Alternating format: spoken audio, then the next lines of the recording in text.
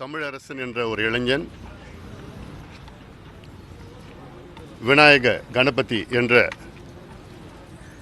மற்றொரு இளைஞன், இவர்கள் இருவரும் சென்னை கீழ்ப்பாக்கம் மருத்துவமனையில் அவசர சிகிச்சை பிரிவில் சேர்க்கப்பட்டு உயிருக்கு போராடி கொண்டிருந்தார்கள். நேற்று மாலை தமிழரசன் என்ற ஒரு இளைஞன், மருத்துவர்கள் எவ்வளவோ போராடியும் அவரை காப்பாற்ற முடியவில்லை. தமிழரசனை நாம் இழந்திருக்கின்றோம். எங்களுக்கு மிகுந்த வருத்தம், சோகத்தில் நாங்கள் இருக்கின்றோம். தமிழரசன் வயது 21, நல்ல ஒரு துடிதுடிப்பான ஒரு இளைஞன். எவ்வளோ எதிர்காலம் செய்ய வேண்டும் என்ற கனவுகளுடன் இருந்த இளைஞனை பெட்ரோல் ஊற்றி கொளுத்துகின்ற அளவுக்கு துணிச்சல், தைரியம் அந்த பகுதியில் இருக்கின்ற ஒரு சிலருக்கு இருக்கிறது.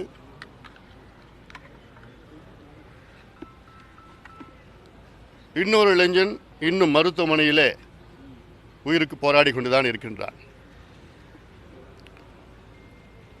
இதுவரை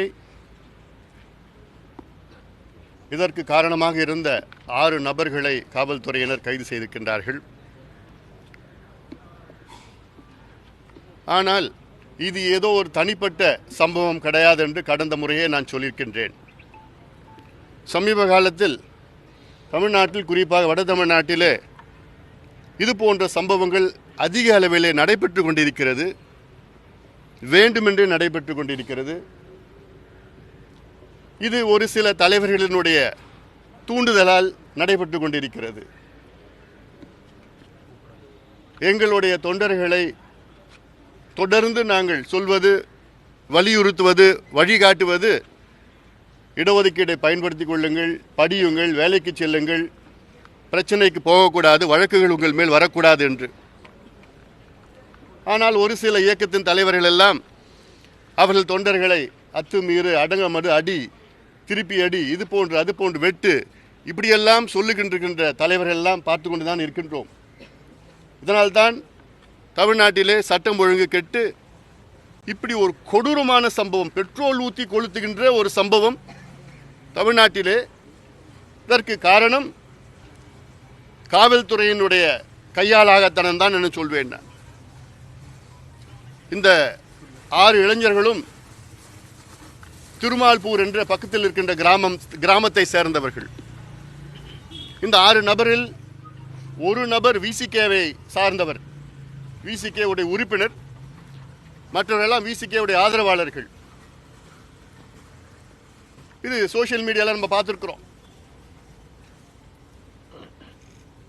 அதே வேளையில் காவல்துறை இது தெரிந்தும், அதனால் அந்த கிராமத்திலே, திருமால்புரம் என்ற கிராமத்திலே ஒரு சில நபர்கள் அங்கே தொடர்ந்து கஞ்சா விற்பதும் சமூக விரோத செயலில் ஈடுபடுவதும் தான் அவருடைய வாடிக்கை. இது காவல்துறை தெரிஞ்சுதான் நடக்குது. இந்த இளைஞர்களும் 6 இளைஞர்களும் கஞ்சா அடித்து தான் இந்த சம்பவத்தை செய்திருக்கின்றார்கள். இதற்கு முதலமைச்சர் பொறுப்பேற்க வேண்டும். முதலமைச்சர் கீழ் தான் காவல்துறை இயங்கிக் கொண்டிருக்கிறது. This responsibility is the Chief Minister's responsibility. I blame the Chief Minister of Tamil Nadu for this incident. இதில் என்னன்னா, தமிழரசனுடைய தந்தை 3-4 ஆண்டுகளுக்கு முன்பு இதே போன்று கொடூரமான முறையில் தலையில் அடிபட்டு யாரோ அடித்து விட்டார்கள், அடித்து இறந்திருக்கின்றார்.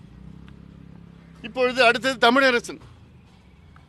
அப்புறம் என்ன சட்டம், என்ன ஒழுங்கு, என்ன நிர்வாகம் பண்ணிட்டு இருக்கிறீங்க? நல்ல ஒரு இளைஞன், 21 வயது ஒரு இளைஞனை தமிழகம் இழந்திருக்கிறது என்றால் அப்ப என்ன நிர்வாகம் செஞ்சுட்டு இருக்கிறீங்க நீங்க? முதலமைச்சர் அவர்கள் உடனடியாக தமிழரசனுடைய குடும்பத்திற்கு 25 லட்சம் ரூபாய் இழப்பீடு வழங்க வேண்டும். தமிழரசனுடைய தம்பிக்கு அரசு வேலை கொடுக்க வேண்டும், வழங்க வேண்டும். இந்த அறிவிப்பு உடனடியாக வர வேண்டும். ராணிப்பேட்டை அந்த நெல்வாய் கிராமம் மட்டும் இல்லை, நெமிலி ஒன்றியம் மட்டும் இல்லை, ராணிப்பேட்டை மாவட்டமே இன்று பதட்டமாக இருக்கிறது. ஏன்னா இது தொடர்ந்து நடந்து கொண்டிருக்கின்ற சம்பவங்கள். இது ஏதோ அரசியல் ஆதாயத்திற்காக, அரசியல் லாபத்திற்காக தேர்தல் நேரத்தில் ஓட் கன்சாலிடேஷன். என்ன கன்சாலிடேட் பண்ணி என்ன பண்ண போறீங்க? ரெண்டு சமுதாயத்தை அடிச்சுக்க சொல்லணும், அடிச்சுக்க விட்டுடணும், அதுக்கப்புறம் ஓட்டு ஏன் ஓட்டுன்னு வாங்குறதா? இதுவா திராவிட மாடல்? இதுவா அரசியல்? தமிழ்நாட்டில் ரெண்டு பெரிய சமுதாயம் பாதாளத்தில் இருக்கிறது. இந்த ரெண்டு பெரிய சமுதாயம் படிக்க வேண்டும், முன்னுக்கு வர வேண்டும், வளர வேண்டும். அப்பதான் தமிழ்நாடு வளர்ச்சி கிடைக்கும். எங்க பங்குல நாங்க எங்க தொண்டர்களை எவ்வளோ கட்டுப்படுத்தி வச்சிருக்கிறோம்.